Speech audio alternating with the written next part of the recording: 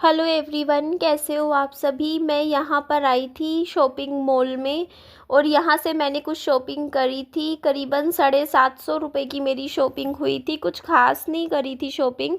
आप लोग देख सकते हो, ये एक डब्बे डब्बे ही आए हैं करीबन 450 रुपये के। तो ये 350 रुपये का डब्बा है। ये काफ़ी बड़ा है और ये मुझे अच्छा लग रहा था क्योंकि मेरा जैसे कॉस्मेटिक का सामान होता है, चूड़ियाँ होती है, मतलब आप समझ सकते हो गर्ल्स का जो भी सामान होता है। और ये देखो, ये विहान के लिए फिर मैंने 50 रुपीज़ की थी, ये खरीद ली थी। बोल है तो वो सारा सामान ना मेरा इधर उधर बिखर जाता है, तो मैंने कहा इसमें सही आ जाएगा। जैसे सामान, जैसे ज्वेलरी भी अच्छे से रखी जाएगी, जैसे आर्टिफिशियल ज्वेलरी होती है, तो एक जगह सारा सामान रखा जाएगा। और ये देखो जी, मैं अब जैसे आप लोगों को पता है मैंने जिम ज्वाइन की हुई है। मैं अब कल से जाना, मतलब आज से जाना रेगुलर शुरू कर दूँगी। तो ये देखो जी, ये मैंने जिम के लिए बोतल लगाई है, नई खरीदी है। ये 100 रुपीज़ की आई थी, तो इसमें पानी लेकर जाया करूँगी। तो जिम में जैसे हम एक्सरसाइज वगैरह करते हैं तो हमें थोड़ा प्यास व्यास लगती है, तो हमें पानी पीना होता है। तो उस हिसाब से मुझे ये अच्छी लग रही थी। और आप लोगों को कैसी लग रही है कमेंट करके ज़रूर बताइएगा।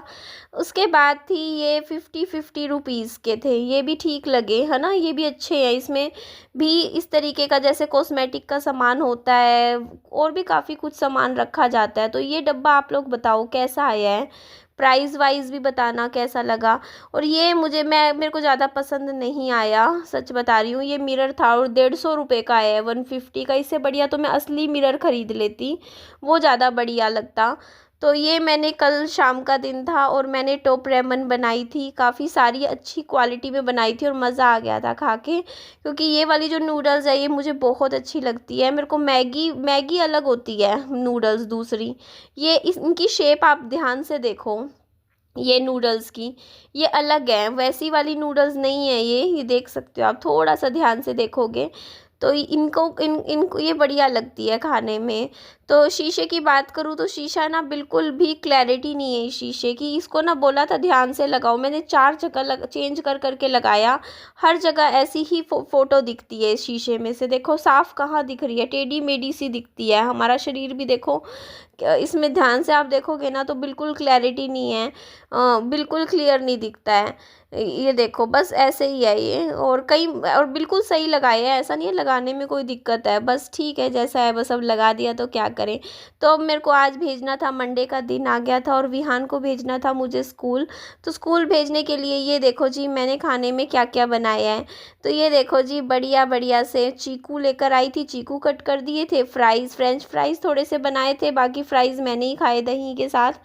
और ये देखो जी, ये है भिंडी की सब्जी। तो मैं मैम को बोलती कि मैम विहान स्कूल जाता है ना तो टिफ़िन में कुछ खा, मतलब सुबह खाता नहीं कुछ। तो मैम बोलती सारे ही बच्चे ऐसे करते हैं, सुबह स्कूल जाने से पहले कुछ नहीं खाते हैं। तो ये देखो जी, ये मैंने टिफ़िन हो गया तैयार। तो चलो टिफ़िन तो अच्छे से पैक कर दिया था। और ये देखो सुबह सुबह मैंने नाश्ते में क्या खाया, मैंने एक पराठा खाया था भिंडी की सब्जी के साथ। उसके बाद मैंने ये फ्राइज़ खाए थे दही के साथ लगा लगा कर, और विहान को तैयार कर दिया था स्कूल के लिए। उसके बाद यहाँ मैं अपना मुंह धो रही हूँ, पानी में सिर्फ मुंह धोऊंगी। देखो इस तरीके से अच्छे से मुंह धोने के बाद, क्योंकि मुंह पे क्या होता है ना, फेस वॉश बस ऐसे ही किया था मैंने। अंदर तो पानी आप लोगों को पता ही है घर में है ही नहीं, 5-5 6-6 दिन में एक बार पानी आता है। अब देखो ना, मेरे पास अभी टोटल 3 बाल्टी पानी बचा हुआ है, बस 3 बाल्टी पानी है। और अभी अता पता नहीं है पानी कब आएगा कब नहीं आएगा, देखी जाएगी जैसे। अब तो आदत हो गई है हमको ऐसे जीने में, आदत सी हो गई है। तो यहाँ मैं कर रही थी अपने रूम की थोड़ी सी सफाई। तो रूम की सफाई करने के लिए मैंने ब्लैंकेट्स जो मेरे थे वो मैंने इस तरीके से तय करके रख दिए थे। बेडशीट मैं ये दूसरी वाली बेड की चेंज करूँगी क्योंकि ये काफ़ी ज़्यादा ख़राब हो गई थी और मिट्टी मिट्टी सी हो रखी थी। तो मैंने थोड़ा सा, जब मैं झाड़ू लगाने लगी थी ना कमरे में से, तो मेरा ध्यान गया कि बेड के नीचे से मुझे डीप क्लीनिंग करनी पड़ेगी आज तो। क्योंकि क्या होता है ना, जैसे हम लोग कुछ भी खाते पीते हैं, बच्चा है कुछ भी खेलता है, तो नीचे बेड के नीचे सामान हमेशा कुछ ना कुछ निकलता ही है। सबसे ज़्यादा तो चप्पल निकलती हैं, सैंडल्स निकलती हैं, जो कि बेड के नीचे जैसे हम साइड में रखते हैं ना तो वो नीचे चली जाती हैं। तो सारी की सारे पहले झाड़ू लगा लगा के मैंने नीचे से सारी चप्पल्स मैंने बाहर करी। उसके बाद दूसरे बेड में से करी। उसके बाद मैंने बेड खिसकाया खिसकाया मतलब साइड में किया, ताकि क्योंकि उधर वाले बेड तक मैं पहुंच नहीं पा रही थी, और उस बेड के नीचे जब मैंने झुक के देखा ना तो काफ़ी मिट्टी थी और काफ़ी डस्टिंग की ज़रूरत थी। तो मैंने नीचे झुक के मैंने पूरा अच्छे से, मेरे को चलो इस बात का अच्छा लगा, आज मैंने डीप क्लीनिंग कर ली। बेडों की सफाई मैंने ऐसी नहीं करी, दोनों बेडों में से मैंने नीचे से झुक के सारी मिट्टी निकाल दी। उसके बाद नीचे से मैंने झुक के अच्छे से पोछा भी लगा दिया था, जिससे मेरा कमरा अच्छे से थोड़ा सा क्लीन हो जाए। तो ऐसे ही रहता है। और मैं आपको बताऊँ, मेरी कंडीशन अच्छी नहीं थी आज। जब मैं उठी ना सुबह सो के, तो मेरे को इतना ज़्यादा डिप्रेशन सा फील हो रहा था, और मेरी हालत ये नहीं थी कि मैं सफाई करूं, लेकिन मैंने इतना ही काम किया। देखो, मैंने एक चीज़ जो समझ में आई ना, कल मैं डिप्रेशन के ऊपर गूगल पे कुछ पढ़ रही थी, तो मैंने एक डिप्रेशन टेस्ट मैंने लिया, जिसमें लिखा होता था कि आप सच में डिप्रेशन में हो, तो उसमें मतलब एक होता नहीं टेस्ट, तो मैंने वो टेस्ट लिया, तो उसमें मेरा हाई आ रहा था काफ़ी स्कोर, क्योंकि हर एक चीज़ उसमें लिखी हुई ना मेरे साथ सच में हो रही है। जैसे मेरा बाहर लोगों से बात करने का अब मेरा मन नहीं करता, मैं अकेले अकेले रहना ही अच्छा पसंद करती हूँ, बॉडी में कोई एनर्जी फील नहीं होती, काम करने का कुछ भी मन नहीं होता, उठ के मतलब एक मन करता है बस बेड पे ही पड़े रहो। और ऐसे ही मतलब ना, और मैं बहुत ज़्यादा खा रही हूँ, ओवर ईटिंग करती हूँ, ना मैं एक्सरसाइज कर रही हूँ।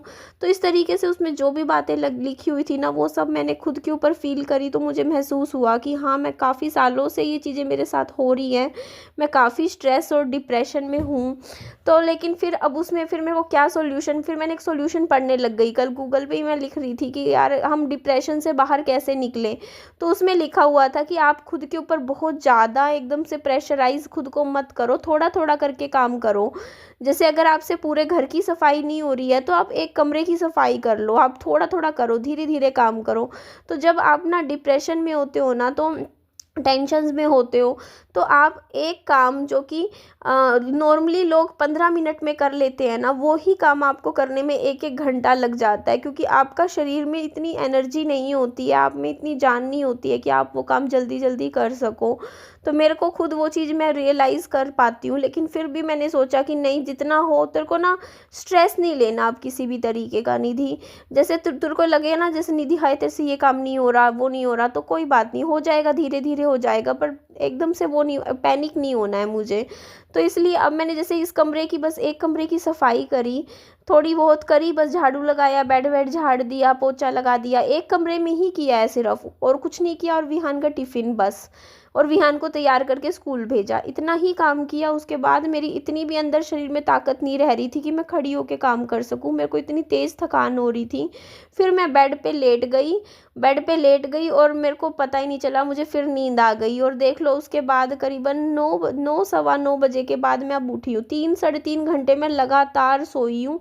और नींद भी ऐसी, मैंने एसी भी नहीं चला रखा था, सिर्फ पंखा चला रखा था, मुझे पता ही नहीं चला, ऐसे नींद आ गई। अदरवाइज़ थोड़ा बंदा ये होता है ना कि सो रहा है तो अपना थोड़ा एसी वेसी थोड़ी देर, आधा एक घंटा चला के रूम को ठंडा कर ले, उसके बाद सोए। नहीं, मैं ऐसे ही सो गई पंखे के नीचे ही, गर्मी में भी।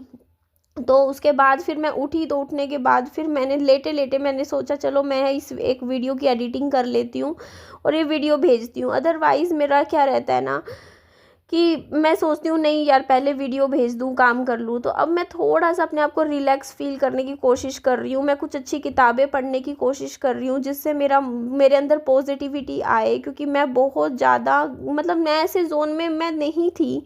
मैं आज से अभी अगर मैं 20 दिन पहले खुद को देखूँ या 25 दिन पहले, तो मैंने एक चीज़ जो नोटिस करी है मेरे अंदर, जो ये डिप्रेशन है ना, ये कई बार तो नहीं होता, कई बार होता है, कम होता है, मैं ठीक रहती हूँ, कई बार बहुत ज़्यादा हो जाता है। तो इस चीज़ को मुझे अपने अंदर कंट्रोल करना है कि कभी कभी मैं बहुत ज़्यादा स्ट्रेस में आ जाती हूँ।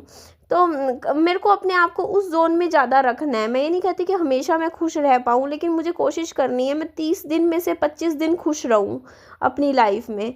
ऐसा नहीं होना चाहिए ना कि बस आप 2 दिन खुश हो पूरे महीने में और बाकी 28 दिन रो ही रो रहे हो। तो वही चीज़ मुझे अपने अंदर ठीक करनी है। तो इसीलिए मैं अच्छी अच्छी पॉजिटिव किताबें पढ़ने की कोशिश कर रही हूँ, क्योंकि मेरे को जो सॉल्यूशन मैं खुद ढूंढ रही हूँ इस टाइम, कि इस चीज़ से मैं बाहर कैसे निकलूँ, क्योंकि it's a long time. Husband की डेथ हुई थी 2020 में, और आज देख लो कितना टाइम हो चुका है, 5 साल हो जाएंगे मेरे हस्बैंड को गुजरे। मैं तब से ही डिप्रेशन में चल रही हूँ, जब से मेरे हस्बैंड की डेथ हुई। मैं टेंशन्स में आ गई कि यार अकेले बच्चे को पालना, आप समझ सकते हो एज अ सिंगल मदर बन के, कि बच्चा भी बड़ा करना है तो बहुत ज़्यादा टेंशन हो जाती है। पैसों की टेंशन भी होती है, इमोशनली भी, आप मेंटली भी बहुत ज़्यादा स्ट्रेस में रहते ही हो। तो उस चीज़ से बाहर मुझे अब ओवरकम करना है। मैं भी कोशिश करती हूँ कि मैं भी लाइफ में थोड़ा लाइटली रहूँ, मैं थोड़ी सी लाइफ में खुश रहूँ, अच्छी अच्छी मैं किताबें पढूँ, बुक्स पढूँ। तो मैं इसीलिए, मेरे को एक चीज़ जो सॉल्यूशन इस चीज़ का निकल के आया है ना मेरे लिए, कि निधि अब तू सब कुछ छोड़ दे। मतलब होता नहीं, टेंशन लेके कोई काम मत कर। इवन यूट्यूब पे भी तू स्ट्रेस लेके काम मत कर कि यार तेरे व्यूज़ आने चाहिए, तेरा चैनल चलना चाहिए। पर अब मैं अपनी लाइफ में सिर्फ खुशियाँ चुनूँगी, मैं अपनी हैप्पीनेस चुनूँगी, मैं वो काम करूँगी जिससे मुझे मेरी लाइफ में खुशियाँ मिलेंगी और मैं थोड़ा अच्छा महसूस करूँगी। तो बस मैंने यही सोचा, अपनी पर्सनल लाइफ को अच्छा करना है मुझे, ना कि मुझे आप समझ सकते हो।